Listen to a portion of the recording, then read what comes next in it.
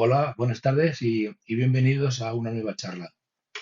Mi nombre es Juan Díaz y en esta ocasión voy a tratar sobre, sobre temas fiscales. Concretamente, he preparado una charla bajo el título de Consejos para la próxima declaración de la renta del año 2021. Como sabéis, el periodo impositivo de la declaración de la renta comienza el día 1 de enero y finaliza el 31 de diciembre. Por tanto, en el momento de emitir esta charla, tenemos la oportunidad de tomar algunas iniciativas que nos permitan, pues, aminorar la carga fiscal cuando tengamos que hacer la renta a partir del próximo mes de mayo del año que viene. Por tanto, yo he recopilado una serie de informaciones que nos pueden ayudar precisamente a este objetivo, de ver un poco cómo disminuir nuestra carga fiscal. Para ello, pues voy a hacer una exposición breve, lo más práctica posible, y lo iniciaría pues un poco hablando del concepto de lo que es el IRPF. Pues sabéis que el IRPF es un tributo obligatorio de carácter personal, es un impuesto que es progresivo y que además tiene de peculiar que también se tienen en cuenta las condiciones personales y familiares de los contribuyentes. Pero todas las personas que hayamos residido en España más de 183 días y si percibimos rentas del trabajo de un solo pagador por encima de 22.000 euros o si tenemos más de un pagador por encima de 14.000 euros, estamos obligados a hacer la declaración de la renta. He marcado en rojo un apunte que creo que te interesa porque hay algunas personas que pueden estar en paro, pero si tienen ayuda de tipo ERTE o de cualquier otra consideración, se considera que tienen dos pagadores. Por tanto, el grado de obligación de hacer la renta está por encima de 14.000 euros al año. También deciros que si tenemos rentas de otro tipo y si la suma de esas rentas, que sean del trabajo, de intereses de los bancos, de ganancias patrimoniales, y están por encima de 1.000 euros, también estamos obligados a hacer la declaración. Y también hay obligación de hacer la declaración de la renta cuando han habido pérdidas patrimoniales, que ya hablaré más adelante de lo que ese concepto, lo que quiere decir, y si la pérdida ha sido mayor de 500 euros, también hay obligación de hacer la declaración. Entrando un poco más en materia, he puesto un esquema muy simplificado de lo que es el IRPF, que por supuesto voy a pasar muy someramente, pero me viene muy bien para explicaros ciertos conceptos que creo que son de interés. El IRPF, como ya hemos comentado en otras ocasiones, está compuesto de dos ramas, una que es la base general y la otra que es la base del ahorro. El esquema de tributo es el mismo. Los conceptos, lo que se ha percibido en el año, pues se mete en este cajoncito y una vez que se han quitado ciertos gastos, que no son muchos, se entra en una tabla y esa tabla nos dice, en función de lo que hemos ganado, pues lo que hay que pagar.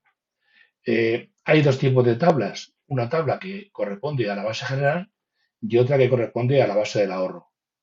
Son distintas, las cuantías son distintas, pero lo que es común en ellas es que estas tablas, el impuesto es progresivo, como he dicho al principio. Eso quiere decir que paga más quien más cobra, quien más percibe, ¿de acuerdo?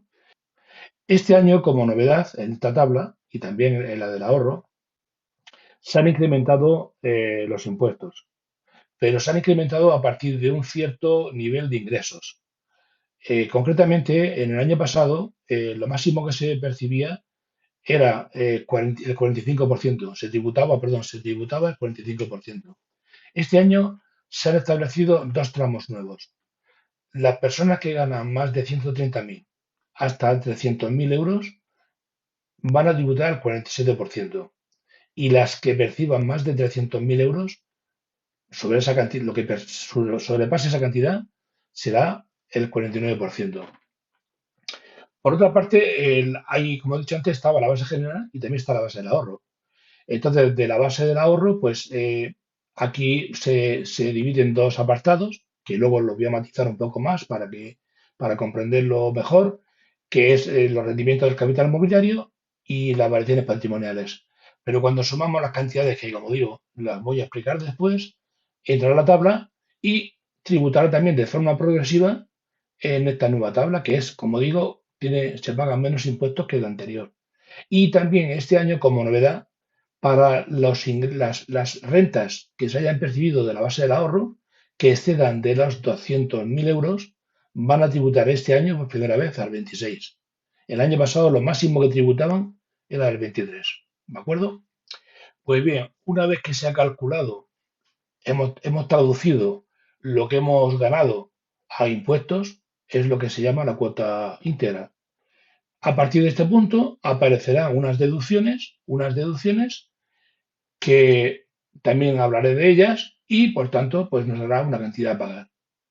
De la cantidad a pagar, pues si ya durante el ejercicio no han hecho retenciones, nos hará positiva o negativa en función de que no hayan quitado más o menos retenciones. Por tanto, yo ahora solamente voy a fijarme, teniendo en cuenta lo que es la estructura del impuesto, en qué sitios, de qué sitios podemos establecer acciones que nos permitan pagar menos en nuestra renta. Pues bien, la primera y quizás la más importante, y la que más impacto fiscal va a tener, viene de los planes de pensiones. Cuando aquí explicaba el esquema de la base general, que insisto que es la misma estructura que de la base del ahorro, os decía que todo lo que percibimos aquí, y cuando digo todo lo que percibimos, pues me refiero a todo, al trabajo, a las rentas de las casas, a las actividades económicas, a las subvenciones, en fin, a todos los conceptos que no sean derivados del ahorro, todo va a constituir, para Hacienda constituye un ingreso y por tanto tributa. Pues bien, antes de entrar en la tabla, antes de entrar en la tabla, lo que estamos haciendo, hay un apartado que son reducciones. Este capítulo de reducciones solamente lo pueden utilizar los planes de pensiones. Quiere decir lo siguiente, que de todo lo que he cobrado, de todo lo que he percibido en el año, puedo restar antes de entrar en la tabla. Esto, como antes os decía, pues significa que de lo que ya he cobrado, quito de la parte alta lo que meta al plan de pensiones. Por poner un ejemplo exagerado, para una persona que gane más de 300.000 euros, cuando metiera 2.000 euros al plan de pensiones, prácticamente el 50% se lo va a devolver a Hacienda. Luego, por tanto, el impuesto, la repercusión fiscal que tiene de los planes de pensiones es altísima, siempre que estemos hablando de aportaciones. Si lo que estamos hablando es que hemos rescatado un plan, pues todo lo contrario. Por tanto, ¿qué cosa puedo hacer para minorar mi carga fiscal? Pues si tengo oportunidad, suscribir un plan de pensiones. ¿Qué ha ocurrido también este año con respecto a años precedentes? Pues que este año, en el 2021, el límite de lo máximo que puedo aportar un plan de pensiones son 2.000 euros. Anteriormente eran 8.000. Esto ha sufrido una reducción muy considerable. Y ya os anticipo que para el año que viene también lo ha reducido más. Lo máximo se podrá meter a un plan de pensiones de tipo personal, de tipo privado, serán 1.500 euros. Aquí tenemos un capítulo en el que podemos, antes de acabar el año, si estamos en disposición y queremos hacerlo, lógicamente, de poder meter una cantidad al plan de pensiones que nos va a reducir de una forma muy significativa. Luego, esta deducción fiscal es muy importante. Hay también otra consideración que también es totalmente legal, que para aquellos matrimonios cuyo cónyuge no gane más de 8.000 euros al año o no trabaje, la ley le permite quitar 1.000 euros más. O sea que podría meter los 2.000 como contribuyente más los 1.000 del esposo o la esposa, en función de quién sea el que está en esa condición. Pues aquí tenemos un mecanismo que si queremos aprovecharlo antes de que finalice el año, podemos hacer una aportación, pero insisto que sabiendo muy bien las características del producto que vamos a suscribir. Siguiendo con el apartado, voy a detenerme también en otro apartado que puedes jugar muy a favor de nuestro objetivo de la charla de hoy, que es ver cómo podemos reducir impuestos. Como antes he dicho, en la base del ahorro hay dos cajoncitos que están separados, relativamente separados, en los que están lo que le llaman los rendimientos del capital mobiliario, que es un nombre muy rimbombante, pero que viene a decir que todas las rentas que nos produzcan pues nuestras cuentas de ahorro, los intereses de lo que nos den por un plazo fijo, los dividendos de las acciones, los dividendos de los bonos, cualquier cosa que percibamos de las inversiones, entrará en este capítulo y haremos lo mismo que antes hemos dicho, sumará y tributará. Pero hay otro apartado que es el de las variaciones patrimoniales. Una variación patrimonial se produce cuando se vende algo. Es decir, como yo mi periodo impositivo es del 1 de enero hasta el 31 de diciembre, si en ese año yo he vendido o acciones, o he vendido una casa, o he vendido fondos, o he vendido ETFs, o he vendido criptomonedas. Y cuando digo he vendido, significa que he reembolsado y por tanto aquí se van a sumar todo este tipo de beneficios o de pérdidas en este cajoncito. Y se va a hacer digamos, se van a contrarrestar entre ellos. Vamos a juntar las ganancias y las pérdidas y al final nos dará un resultado del ejercicio. En el ejercicio hemos tenido ganancias o hemos tenido pérdidas. Si en el ejercicio hemos tenido ganancias, pues, pues nada, tenemos que juntarlas con estas y a tributar en la base del ahorro, con la tabla del ahorro, ¿vale? Pero aquí hay ciertas consideraciones que yo quiero matizarlas, que son las siguientes. Si por alguna circunstancia aquí el resultado de las operaciones este en el año nos ha supuesto una disminución patrimonial, resulta que esa disminución patrimonial podemos guardarlas para los próximos años, para los próximos 4 años. Hay personas que, por las circunstancias que sea, un año pueden haber tenido una mala operación financiera y haber perdido dinero en unas acciones o cualquier otra cosa. Pues, primero de todo, como antes he dicho, está obligado a declararla. Y además le conviene declararla. Entonces, al declararla, Hacienda ya es consciente que hace una pérdida y que la podrá compensar en los años próximos. Pero eso me da colchón, me da pie para que esa pérdida que he tenido, que ha sido de mala fortuna, que me ha ido mal la operación que he realizado, pues que si en el futuro, en los próximos 4 años, tengo operaciones de venta que son exitosas, que han tenido beneficios, me las puedo contrarrestar y no pagar ese impuesto. Quiero también hacer una aclaración muy importante de este capítulo, concretamente lo referido a fondos de inversión. La mayor parte de vosotros, la forma de invertir es a través de fondos de inversión. Sabéis que cuando yo tengo un fondo de inversión y puedo hacer operaciones de compraventa o simplemente puedo traspasar de un fondo a otro. La primera ventaja fiscal que tiene un fondo de inversión es que si el fondo de inversión yo de un fondo paso a otro, ese traspaso fiscalmente no tributa. Pero, ¿qué ocurre también? Que como el fondo, yo puedo tener varios fondos de inversión y puede ocurrir que yo durante el año pues esté aportando y sacando participaciones del fondo de inversión. Cuando yo vendo una cosa, pues tengo que hacer el cálculo de la ganancia que he tenido en ella. Y a veces ocurre que estamos haciendo muchas operaciones del fondo de inversión, de meter o sacar dinero. Pues bien, lo que quiero transmitiros con este consejo que voy a dar ahora es que todas las operaciones que hayamos hecho en los fondos de inversión, no tenemos que preocuparnos de conocer el valor de adquisición y el valor de venta, porque va a venir todo ya expresado en nuestro borrador. Esto parece una obviedad, pero es muy importante porque este capítulo a veces cuesta mucho el configurar el precio de venta si has vendido acciones, o se ha vendido una casa, o se ha vendido ETFs, o se ha vendido criptomonedas.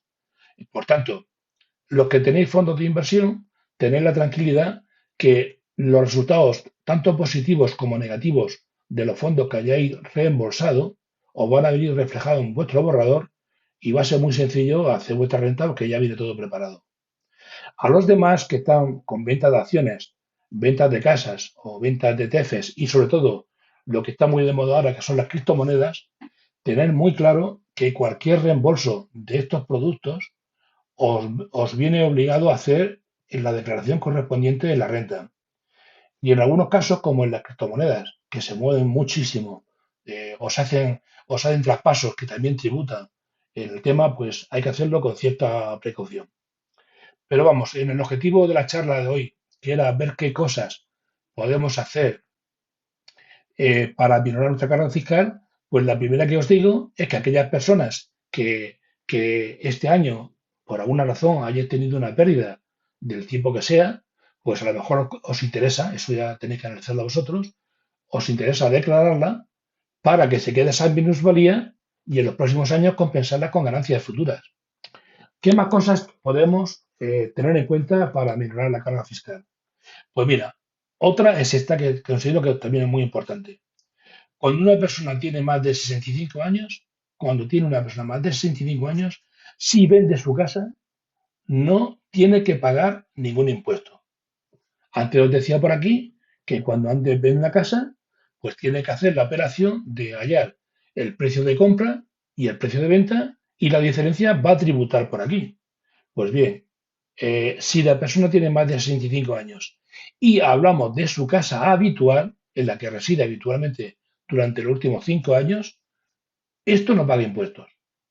Otra cosa que también es importante es que si una persona ya menor de 65 años, de la edad que sea, eh, vende su casa habitual y se compra otra, tampoco tiene que tributar siempre que lo que ha sacado por la venta de la casa que ha vendido lo emplee en la casa habitual. Y Hacienda le da un plazo de 6 meses por delante o por detrás para que se complete esta operación. Eh, Voy a hacer una matización que es importante. Hacienda no puede calcular cuando vendemos una casa o vendemos acciones si hemos tenido una ganancia o una pérdida, porque en principio, y de momento, no sé si en el futuro lo podrá saber, de momento no sabe cuál ha sido el precio de compra del operativo. Pero lo que sí os puedo asegurar es que conoce perfectamente la operación de venta. La operación de venta viene reflejada por todos sitios. Cuando vendéis una casa viene reflejada pues los impuestos que se pagan cuando se vende la casa o cuando se venden acciones el banco informa. Por tanto, Hacienda está viendo vuestras cuentas y si ve un ingreso que procede de la venta de algo, ella sabe y está esperando a que le digáis qué ha ocurrido con eso, si ha habido ganancias o pérdidas. Pues aquí tenéis que explicárselo, ¿de acuerdo? En el caso de los fondos, yo digo, estamos más tranquilos porque toda la ganancia o la pérdida ya viene recogida en el borrador. Hay también otra consideración que es importante. Si hablamos también para las personas mayores de 65 años, si una persona mayor de 65 años ha vendido una casa, ha vendido acciones, ha vendido fondos de inversión y ha obtenido una ganancia, Hacienda le permite que si el importe de la ganancia lo mete en una renta vitalicia, no tiene que pagar tampoco ningún tipo de impuestos. La renta vitalicia, no voy a entrar en ella ahora, pero es un producto financiero, fiscalmente muy interesante, por el cual el dinero que hemos sacado se le da a la compañía de seguros y la compañía de seguros, mientras vivamos, nos está dando los retornos del dinero que le hemos dado en el tema, ¿de acuerdo?